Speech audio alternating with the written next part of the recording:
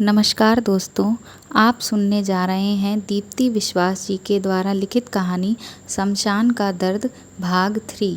अगर आपने इसका भाग 1 और भाग 2 नहीं सुना है तो मैं आपको लिंक डिस्क्रिप्शन बॉक्स में दे दूँगी, आप वहां जाकर सुन सकते हैं। तो चलिए आज की कहानी शुरू करते हैं। कितनी अजीब बात है, कल तक मैं जिस शमशान से डरता था, आज एक अजीब से बंधन में खुद को इस शमशान से जुड़ा हुआ महसूस कर पा रहा हूँ। इस शमशान के दर्द को मैं देख पा रहा हूँ और ये सिर्फ उस घुंघराले वालों वाली नन्ही सी बच्ची की वजह से हो रहा है। पता नहीं कौन है वो, क्या नाम है उसका, पता नहीं किसने उस मासूम को मार डाला। उसके परिजन बता रहे थे कि पुलिस उसके कातिलों की तलाश कर रही है। अब अगर उसने मुझे दोबारा आवाज़ लगाई तो मैं ज़रूर उससे उसके कातिल का नाम पूछ लूँगा और उसके परिवार को बता आऊँगा। खैर, आज की रात तो आराम से और सुकून से गुजर गई। सुबह की पहली किरण मुझे याद दिलाने लगी कि आज मुझे कहाँ जाना है। मैंने दुकान को अच्छे से बंद किया, पर उस वक्त शमशान का छोटा मोटा पंडित सुखू भी वहीं था। दुकान को बंद करते हुए उसने मुझे देखा तो पूछे बिना नहीं रह पाया, क्या बात है नंदू, तुम तो रात के वक्त भी घर नहीं जाते, फिर आज दिन में कहाँ जा रहे हो। अब मैं उस नशेड़ी को भला क्या समझाता। वैसे भी मेरी दुकान उसे तभी याद आती है जब इसे फोकट में दारू की ज़रूरत होती है। आज भी उसे दारू की ही तरफ लगी होगी, पर आज मैं ज़िंदगी में पहली बार किसी नेक काम से जा रहा हूँ। इस पोंगे पंडित के मुँह लगने की मेरी कोई इच्छा नहीं थी। मुझे याद है मैंने कई बार इसे मेरे साथ रात में दुकान पर रुकने को भी कहा, क्योंकि मैं रात में अकेले यहाँ रहने से डरता था, पर यह हाँ हाँ कहकर मुफ्त में दारू निकल कर भाग जाता था। खैर, मैंने उसे टालकर जल्दी से वहाँ से निकला और सीधे अपने घर पहुँचा। अचानक मुझे घर में देखकर मेरे चारों बच्चे और मेरी पत्नी बेहद खुश हो गई, पर अभी मुझे जल्दी यहाँ से भी निकलना था। लगभग 2 घंटे बाद मैं एक साधारण से घर के सामने खड़ा था। दूर कहीं से मस्जिद में हो रहे अजान की पवित्र आवाज़ आ रही थी। दरवाज़ा खटखटाने पर एक लाचार बूढ़े पिता ने दरवाज़ा खोला और मुझे देखकर ही उन्होंने सलाम अदा किया और इसके जवाब में मैंने भी अपने दोनों हाथ जोड़ लिए। उसके बाद उन्होंने मेरी पहचान पूछी तो मैंने उन्हें घर के अंदर आने की इजाज़त मांगी और घर के अंदर जाने पर मेरी मुलाकात उस लड़के की अम्मी से हुई, जो इस वक्त भी नमाज़ पढ़ने में व्यस्त थी। मैं उनकी दुआएं सुन तो नहीं पा रहा था, पर मैं महसूस कर पा रहा था वो अभी भी अपने लाल की खैर मांग रही थी। फुर्सत मिली तो वो भी हमारे पास आ गईं। उम्मीद की एक हल्की सी झलक मुझे उन दोनों के चेहरे पर नज़र आ रही थी। शायद उन्हें लग रहा होगा कि मैं उनके बेटे की कोई अच्छी खबर लेकर आया हूँ, पर सिर्फ मैं जानता था जो खबर मैं उन्हें सुनाने वाला हूँ उस खबर से लाख गुना अच्छा तो झूठे उम्मीद में रहना होता है। एक पल के लिए तो मैं सोच रहा था कि मैं बगैर उन्हें कुछ बताए वहाँ से वापस आ जाऊँ, पर दूसरे ही पल मुझे घुंघराले वालों वाली बच्ची की याद आई और मैंने अपने भीतर बहुत सारी हिम्मत भर उन दोनों को सारी बातें सच सच बता दी। आंसू भी बहे, चित्कार भी मची, ढांढस भी दी गई और संभाला भी गया, पर अंत में ये तय हुआ कि अगली सुबह ही उस लड़के आदिल को मुस्लिम तौर तरीके के साथ विदा कर दिया जाएगा, ताकि वो चैन से मुक्त हो पाए।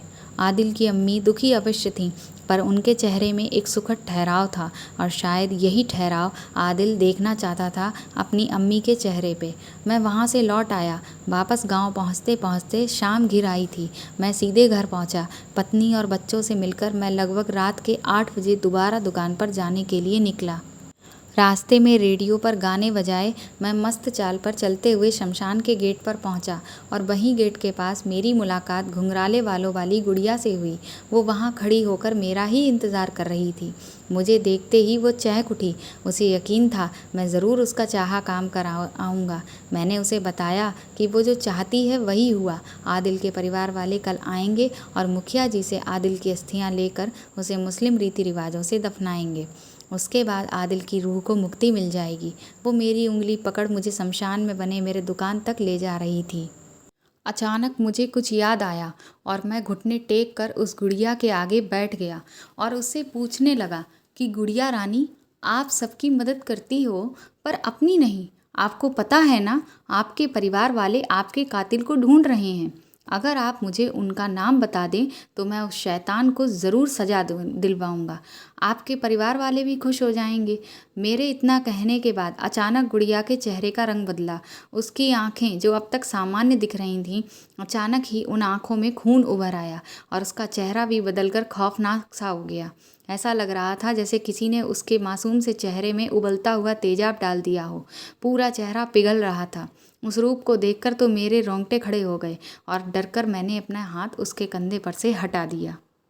तभी अचानक वो ज़ोर ज़ोर से चिल्लाने लगी और पल में वो मेरी नज़रों से ओझल हो गई। मैं अभी स्थिति को समझ भी नहीं पाया था कि हवा के साथ साथ एक आवाज़ मेरे कानों में कह गई, नंदू काका, वो लोग मेरे अपने नहीं, वो लोग मेरे अपने नहीं। इसका क्या मतलब था? आखिर घुंघराले वालों वाली गुड़िया कहना क्या चाहती है? मैंने कई बार उसे आवाज़ लगाई पर उसने मेरी आवाज़ का कोई जवाब नहीं दिया। निराश होकर मैं अपने दुकान नामक गुमटी पर आ गया। खाना मैं घर से खाकर ही आया था, इसलिए सीधे सोने की तैयारी करने लगा और ये दुश्मन बारिश इसी वक्त शुरू हो गई। अब क्या मुझे खाक नींद आएगी? मैं देर रात तक करवटें बदलता रहा और सोचता रहा, आखिर उस नन्ही सी जान के साथ क्या हुआ है? क्यों इतनी छोटी सी उम्र में ही उसके दिल में ये बात आई कि उसके परिवार वाले उसके अपने नहीं? मुझे उम्मीद थी, सच में मुझे उम्मीद थी कि वो आएगी। आज भी रात के दूसरे पहर में वो आकर मेरे दरवाजे पर दस्तक देगी, पर ऐसा कुछ नहीं हुआ। अब तो कुछ ही देर में भोर भी होने वाली थी, पर नींद मेरे आंखों से लापता थी। अंत में मैं खुद उठ बैठा और लालटेन की लौ को तेज कर शमशान की गहराई में जाने लगा। पर आज मैं डर रहा था। उस गुड़िया के हाथों में फंसी मेरी उंगली मुझे हिम्मत देती थी, पर आज वो नहीं आई और मैं इसी उम्मीद में शमशान के अंदर जा रहा हूँ कि शायद वो मुझे दिख जाए और मैं उससे पूछ पाऊँ कि क्यों वो अचानक गायब हो गई। अभी मैंने कुछ कदम ही आगे बढ़ाए थे कि दूर से ही मुझे किसी हिलती डुलती आकृति की एक सफ़ेद झलक दिखाई दे रही थी। वो नन्ही सी आत्मा वही थी। उसके चारों तरफ मंत्रमुग्ध करने वाली एक अनोखी खुशबू फैली हुई थी। मैंने देखा शमशान में अंदर बेला फूल के अनगिनत पौधे उग आए हैं और उन्हीं पौधों में सफ़ेद बेला के फूल खिले हैं। और ये खुशबू भी शायद इन्हीं फूलों की थी, पर आज से पहले तो मैंने ये पौधे यहाँ नहीं देखे। खैर, ये दृश्य जो अभी मैं देख रहा था बहुत अजीब था। ना ही डरा रहा था, ना ही खुशी दे रहा था, पर यह दृश्य मुझे मजबूर कर रहा था कि मैं कुछ देर शांत इस पल को देखता रहूं। ऐसा लग रहा था किसी उदास चित्रकार ने अपने उदासी के पलों में अपनी कैनवास पर ये रहस्यमय चित्र उभारे हैं। सन्नाटा और अंधेरे को चीरती भोर के आगमन की हल्की सी उजास। एक मासूम आत्मा जिसने सफ़ेद रंग की सिलिकॉन फ्रॉक पहनी हुई है, वो गहरे काले पत्थरों के ऊपर अपने सर को घुटने में टेके नीचे आंखें गड़ाए बैठी है। उसके बाल सुनहरे और घुंघराले हैं। अभी अभी थमी बारिश उसे भिगो कर गई है। उसके घुंघराले बालों से अभी भी बारिश की बूंदें टपक रही हैं और ये पानी की बूंदें मुझे सफ़ेद मोतियों सी दिख रही हैं। उसकी सफ़ेद सिलिकॉन की फ्रॉक भीग कर उसके देह से चिपक गई है। दूर आसमान में सफ़ेद बगलों का एक झुंड उड़कर नदी के किनारे जाने के लिए निकल पड़ा है, जहां उसे मछुआरे के जाल में फंसी हुई मछलियां वगैरह किसी मेहनत के मिल जाएंगी। उस नन्ही आत्मा के आसपास चारों तरफ सुंदर सफ़ेद फूल खिले हैं, पर चित्रकार की नज़र से देखने पर ये फूल भी उतने ही उदास और शांत नज़र आ रहे हैं जितना कि वो नन्ही आत्मा। मैं कुछ देर खोया रहा, पर अचानक मेरी तंद्रा किसी की आवाज़ से खुली। ये सुक्खू था, शमशान का पोंगा पंडित, जो गांव के चापाकल के पानी को गंगा जल बनाकर शमशान के बाहर निकलते लोगों की शुद्धि करने के दौरान उन पर छिड़कता है। पता नहीं क्यों मुझे इस आदमी से बड़ा चिढ़ होती है। मुझे पहचानते ही उसने मुझसे बड़ी बेशर्मी से कहा, नंदू, अभी तो सुबह भी नहीं हुई और तू यहाँ शमशान के बीचों बीच आकर क्या कर रहा है? तुझे आजकल डर नहीं लगता क्या? चल जल्दी चल, मुझे एक पौआ निकाल के दे। इतना कहकर वो ही कर हंसने लगा। लड़खड़ाते कदमों से वो मेरे पास भी आ चुका था और उसके मुंह से ही मुझे रात की बासी दारू की महक आने लगी थी। मैं शराब अपनी आर्थिक सहायता के लिए बेचता ज़रूर हूँ, पर शराब से मुझे उतनी ही नफ़रत है जितनी कि एक एक घरेलू पत्नी को उसके पति के आवारे दोस्तों से नफ़रत होती है। ठीक ऐसी ही नफ़रत मेरी पत्नी भी इस सुक्खू से करती है। उसे लगता इस सुक्कू के संगत में मैं भी शराबी बन जाऊंगा। खैर, अभी मैं सुक्कू को कुछ जवाब देने ही वाला था कि मैंने देखा घुंघराले बालों वाली गुड़िया मेरे पास आकर खड़ी है और मेरे हाथों से जलती हुई लालटेन लेकर वो उसे हवा में हिलाने लगी। मैं तो सामान्य था, पर जब मेरी नज़र सुक्कू की तरफ गई तो वो अवाक मुंह फाड़े हवा में लहराते लालटेन को देख रहा था। उसके खून में से कल रात की बची खुची शराब और उसका नशा भी पूरी तरह उड़ चुका था। वो कभी मुझे कभी उस लालटेन को देखता और तोतलाकर कुछ बोलने की कोशिश करता, पर उसकी आवाज़ डर के मारे कहीं दब जाती। मैं अब मामला समझ रहा था। असल में सुक्कू लालटेन तो देख पा रहा था, पर उस बच्ची की आत्मा को नहीं। उसे लग रहा था कि लालटेन हवा में झूल रहा है अपने आप, इसलिए वो डरकर थर-थर काँप रहा है। पता नहीं क्यों, पर सुक्कू को इस तरह डरा हुआ देखकर मैं भी मुस्कुरा रहा था। तभी अचानक सुक्कू भागने के लिए मेरी ओर से पीछे मुड़ा ही था कि उस नन्ही सी रूह ने बड़ी तेजी से सुक्कू की धोती के एक सिरे को पकड़ लिया और सुक्कू वहीं फंस गया। वो अब चाह कर भी भाग नहीं पा रहा था। पीछे मुड़कर जब उसने मुझे देखा तो उसे मैं थोड़ी ही दूरी पर मुस्कुराते हुए दिखा। तब वो बोलने लगा, नंदू छोड़ दे मुझे, तू ये कैसे कर रहा है मैं नहीं जानता, पर भगवान के लिए मुझे छोड़ दे। मैं अब तेरे पास नहीं आऊँगा शराब मांगने और तेरे दुकान के पीछे पेशाब भी नहीं करूँगा। छोड़ दे कमीने मुझे। अच्छा, इसका मतलब सुक्कू ही वो शैतान है जो मेरे दुकान के पीछे के इलाके में पेशाब करता है। इस बात की तो मुझे भनक ही नहीं थी। मुझे लगता था शायद कोई खरीदार ही ऐसा करता होगा। पीछे वाली खिड़की के खोलते ही कितनी बदबू आती थी। ये सब इसी सुक्कू की वजह से होता था। मैं यही सब सोच रहा था और तभी उस नन्ही गुड़िया ने अपने छोटे छोटे हाथों से मुझे अपने पास बुलाया और जब मैं उसके मुंह के पास अपने कान लेकर गया तो उसने मुझे बताया कि कल दिन में जब मैं आदिल के घर गया हुआ था तब ये कई बार मुझे ढूंढते हुए यहाँ आया था और मुझे ना देखने पर ये दुकान के पास खड़े होकर मुझे गालियाँ देकर जाता था। उसने कहा कि वो अब इसे अच्छा सबक सिखाएगी कि ये कभी शमशान की तरफ नज़र ही नहीं आएगा। मैं उसे रोक भी नहीं पाया और उसने अचानक ही सुक्कू के धोती के छोर को अपने हाथ से आज़ाद कर दिया। सुक्कू अपनी सारी ताकत जुटाकर भागना चाहता था, पर अचानक हुए इस आज़ादी को सुक्कू सोच तक नहीं पाया था और इस धड़पकड़ छोड़ में वो सीधे मुंह के बल जमीन पर जा गिरा। बरसात की वजह से शमशान की मिट्टी वैसे भी गीली ही थी। यकीनन सुक्कू को चोट तो ज़्यादा नहीं लगी होगी, पर कीचड़ ने उसका चेहरा ही बिगाड़ दिया। अधखुले धोती को पकड़े वो दौड़ पड़ा और शायद अपने घर के दहलीज में पहुँच कर ही उसने दम लिया होगा। सुक्कू को इस तरह भागते हुए देखकर घुंघराले बालों वाली गुड़िया भी हंसने लगी खिलखिलाकर और उसकी हंसी देखकर मुझे भी बड़ा सुकून मिला। उसके बाद उसने दोबारा मेरी उंगली पकड़कर मुझे मेरे दुकान के पास ले आई और बगैर मेरे किसी सवाल के वो खुद ही बताने लगी, नंदू काका, आप जानना चाहते हैं मेरे साथ क्या हुआ? मैं बताऊंगी, पर अभी नहीं। इस शमशान में आने के बाद मुझे यहाँ मुझसे भी दुखी लोग मिले। मैं किसी को दुखी नहीं देखना चाहती, पर मैं इन सभी दुखी आत्माओं के लिए कुछ नहीं कर सकती, इसलिए आपसे मदद मांगती हूँ। जिस दिन मुझे लगेगा कि शमशान में मैं अब सबसे ज़्यादा दुखी हूँ, उस दिन मैं बताऊँगी कि मेरे साथ क्या हुआ, किन लोगों ने मुझे मार डाला और क्यों मार डाला। जब तक के लिए आप बस इतना जान लीजिए कि मेरा नाम किट्टू है, घुंघराले बालों वाली बच्ची नहीं। वो बहुत देर तक हंसती रही और उसे हंसता देख मैं भी मुस्कुराता रहा और मैंने उससे कहा कि किट्टू बहुत प्यारा नाम है। आज के बाद मैं तुम्हें किट्टू कहकर ही पुकारूंगा और तुम मुझे जो कहोगी मैं वही करूंगा। इस शमशान में फंसी जितनी भी भटकती रूह है, मैं कोशिश करूंगा कि वो सब आज़ाद हो जाएं। और मैं ये सब इसलिए नहीं करूंगा कि मैं बहुत अच्छा हूँ या मैं बहुत हिम्मती हूँ। मैं ये सब सिर्फ तुम्हारे लिए करूंगा किट्टू। सच कहूँ, मुझे तुम में तुम्हारी मासूमियत में अपनी बेटी का चेहरा याद आता है और मैं उसे दुखी नहीं देख सकता। वो अब भी मेरी उंगली पकड़े मुझे सुन रही थी। फिर उसने कहा कि वो आज रात मुझे किसी से मिलवाएगी, पर वो जो भी है बहुत भयानक रूप में है। उसने मुझसे कहा कि मैं उसे देखकर ना डरूं और धैर्य से उसकी बातों को सुनूं और उसकी मदद करूं। मैंने उसकी बातों को सुनकर अपना सर हाँ के इशारे में हिला दिया और वो मुस्कुराती हुई मेरी उंगली छोड़ गायब हो गई, पर अपने पीछे छोड़ गई मेरे दुकान के आसपास सुगंधित बेला की खुशबू। किट्टू, वाकई कितना प्यारा नाम है ना, घुंघराले बालों वाली बच्ची का। ना जाने किसने प्यार भरे पल में उसका ये प्यारा सा नाम रखा होगा। किट्टू सुबह के उजाले में कहीं चली जाती है, शमशान फिर जिंदा लोगों से भर जाता है। शायद इसलिए ये अर्थहीन आत्माएं दिन में छुप जाती हैं। मैंने नहा धोकर कपड़े बदल लिए और फिर दुकान पर ग्राहकों के खाने पीने के लिए तैयारी करने लगा। उसी वक्त शमशान के बाहर बहुत शोर शराबा होने लगा। मैंने बाहर जाकर देखा तो ये आदिल का परिवार था। बहुत बड़ा परिवार था ये। लोग एक अच्छी खासी भीड़ के साथ आए थे और इस भीड़ में एक चेहरा आदिल की अम्मी का भी था। दूर से ही मुझे देखकर उन्होंने नम आंखों को झुकाकर मुझे सलाम किया, पर उनके साथ कोई और भी था। एक लड़की थी जिसे आदिल की माँ बार बार समझा रही थी। पता नहीं कौन थी, मैं समझ नहीं पा रहा था। उनके साथ मस्जिद के मौलाना साहब भी आए थे और वे लोग एक फूलों से सजा ताबूत लेकर आए थे जिसमें आदिल की अस्थियों को ले जाकर कब्रिस्तान में दफना दिया जाएगा। हमारे गांव में तो कोई कब्रिस्तान नहीं है, पर पास के गांव में है। वहां मुसलमानों की संख्या ज़्यादा है। शमशान के उस हिस्से में जहां आदिल की लाश को जलाया गया था, उस जगह पर जाकर जनाजे वाली नमाज पढ़ी गई और फिर परिवार के पुरुष लोग मिलकर उसके जनाजे को पास वाले के गाँव के कब्रिस्तान में लेकर गए। पर इन सब के बीच एक चीज़ अजीब हुई। मैं जनाजे को जाते हुए देख रहा था। मैं दिल से आदिल के लिए दुआएं मांग रहा था। ठीक उसी वक्त किसी ने मेरी उंगली पकड़ ली। ये किट्टू थी। उसने इशारे से मुझे जनाजे की भीड़ के पीछे किसी को दिखाया। एक धुंधली सी मुस्कुराती हुई परछाई आदिल की थी।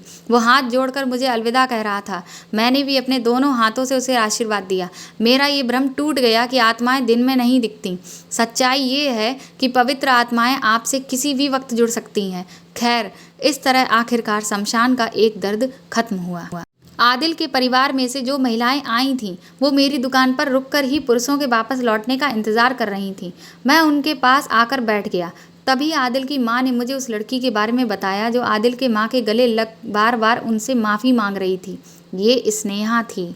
वही स्नेहा जिसके ठुकराए जाने के दुख ने आदिल की जान ले ली। पर जब मेरी मुलाकात सच्चाई से हुई तो मुझे बेहद अफसोस और दुख हुआ।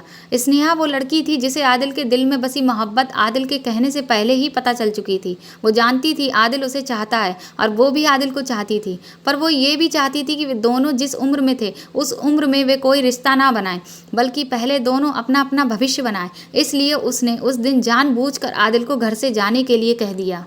पर आज उसे अपनी इस गलती पर पछतावा है। वो उस दिन आदिल को प्यार से भी समझा सकती थी, पर उसने उसके साथ कड़ा और बुरा व्यवहार किया। आदिल की मौत की खबर ने उसे खुद के ही नज़र में आदिल का गुनहगार बना दिया। आदिल का परिवार तो उसे माफ़ कर भी सकता है, पर शायद उम्र भर वो कभी खुद को माफ़ नहीं कर पाएगी, और शायद यही उसके लिए सही सज़ा है।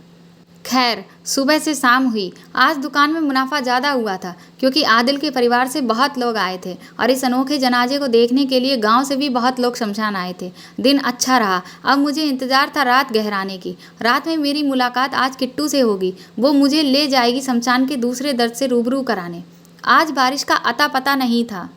दिन में भी हल्की धूप दिखाई पड़ी थी। हालांकि ये रात बहुत शांत थी। ना ही हवा चल रही थी, ना ही पत्ते हिल रहे थे, ना ही मेंढकों और झींगरों की कोई आवाज़ थी।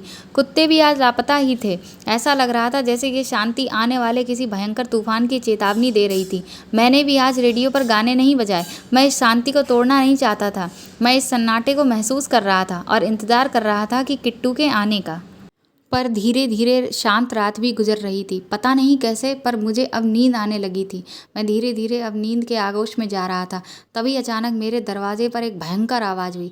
कोई मेरे दरवाजे को बहुत बुरे तरीके से पीट रहा था। इतनी ज़ोर की आवाज़ थी ये कि मैं नींद में भी चीख पड़ा और हड़बड़ाकर उठ बैठा। ये हरगिज़ किट्टू नहीं हो सकती। पर फिर रात के इस वक्त कौन हो सकता है? कहीं मेरा परिवार किसी मुसीबत में तो नहीं? ये सोचकर मैंने एक धड़ल्ले से दरवाज़ा खोल दिया। लेकिन बाहर कोई नहीं था।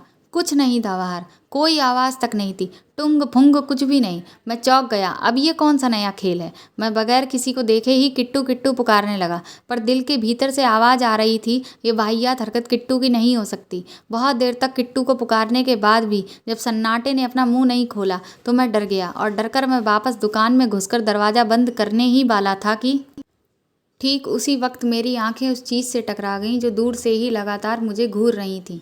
मैं उस चीज़ के पास जाकर देखना चाहता था। मैंने 2 कदम ही दुकान के बाहर निकाले होंगे कि अब तक शांत बैठी हवा अचानक साएं साएं चलने लगी और शमशान की गीली पड़ी मिट्टी भी अचानक सूखकर धूल बन गई। धूल का एक भयंकर गुबार मेरे आंखों के आगे नाच रहा था। मैं अपनी आंखें खोल भी नहीं पा रहा था कि तभी अपने अधखुले आंखों से मैंने देखा, दूर से घूरती वो आंखें और पूरी की पूरी आकृति ही उस धूल में समा गई। और उसके तुरंत बाद मुझे महसूस हुआ किसी ने मेरे सर के बचे खुचे बालों को बड़ी बेरहमी से पकड़कर मुझे ज़मीन पर ही घसीटना शुरू किया है। मैं हाथ पैर चला रहा था, पर उस चीज़ पर कोई असर नहीं था। वो मुझे लगातार घसीटते हुए शमशान के गहराई में ले जा रही थी। इन्हीं रास्ते पर किट्टू बड़े प्यार से मेरी उंगली पकड़े लेकर जाती थी, पर मुझे नहीं पता ये कौन सी शक्ति है जो मुझ पर ऐसा अत्याचार कर रही थी। इस बीच मैं कई बार पत्थरों से भी टकराया और लहूलुहान भी हो गया, पर वो अदृश्य शक्ति मुझे लगातार तब तक खींचती रही जब तक कि मैं बेहोश ना हो गया। मैं कब तक बेहोश रहा मैं नहीं जानता, पर बेला फूल की महक से मुझे होश आया। मैंने देखा रात अभी भी बीती नहीं थी। मैं जहाँ पड़ा था वहीं पास में किट्टू थी। वो मेरे सर के पास बैठी थी और बड़े दर्द में थी। वो रो रही थी। मैंने महसूस किया उसके रोने के आवाज़ में लाचारगी का दर्द था, कमज़ोर होने की पीड़ा थी और पछतावा था। मैं उसे उसके रोने का कारण और मेरे इस हालत के पीछे कौन है ये पूछना चाहता था, पर इस दर्द ने मुझे कुछ बोलने नहीं दिया। तभी किट्टू की नज़र मेरी खुली आंखों की तरफ पड़ी तो रोते रोते ही उसने अपने नन्हे हाथों से मुझे किसी तरफ इशारे से दिखाया, और उसके बाद जो मैंने देखा वो मेरी कल्पना से परे था। नंदू ने आखिर किसको देखा था, और कौन था जो नंदू को इतनी बुरी तरह से पीट रहा था, और किट्टू आज रात किसे नंदू से मिलवाने वाली थी? इन सभी सवालों के जवाब के लिए हम देखेंगे इस कहानी के अगले भाग को। अगर आपको ये कहानी पसंद आ रही है तो कमेंट बॉक्स में ज़रूर बताएं। Thank you.